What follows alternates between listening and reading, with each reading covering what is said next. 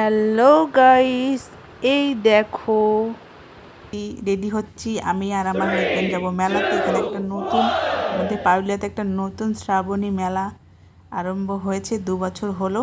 তো এটাতেই যাব। এই দেখো ক্যালিমের একটু ডিচাক ডিচাক করে হেঁটে চলে যাচ্ছি, তারপরে সোজা চলে গেলাম। দেখো ছুটে আসছে ড্রাগন। তো এটাতে আমি এর আগে অনেকবার চেপেছি। তারপর দেখে না কত ফুলের বাগান, আহা ফুলগুলো কত সুন্দর। তারপর দেখো এই দেখো কত খাবার, দেখে আমার জিভ দিয়ে লোল পড়ছে, কিন্তু আমি কিছু করতে পারছি না, খেতে পারবো না।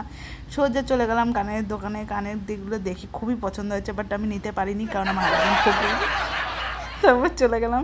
এই যে দেখতে পাচ্ছ এই নেল পালিশগুলো হচ্ছে মাত্র 10 টাকা দাম, যেগুলো কিনে আমি 4টে নিয়েছিলাম। খুবই ভালো, প্রায় 1 বছর ধরে আমি পরেছি, খুবই ভালো লেগেছে।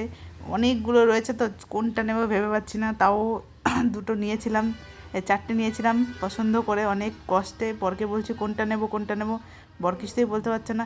এই দেখো এই যে কানেরগুলো কি সুন্দর, দেখো ইয়েলো কালার কানেরটা খুবই পছন্দ হয়েছিল, বাট এটা নিইনি।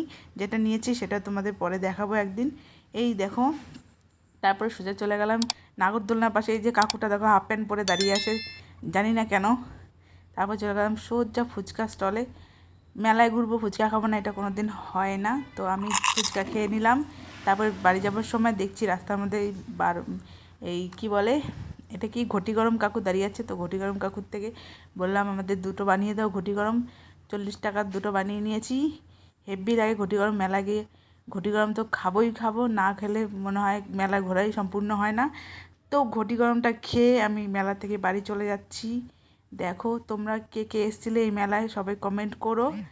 আর ভিডিওটি ভালো লাগলে পাশে থেকো। থ্যাংক ইউ, ধন্যবাদ।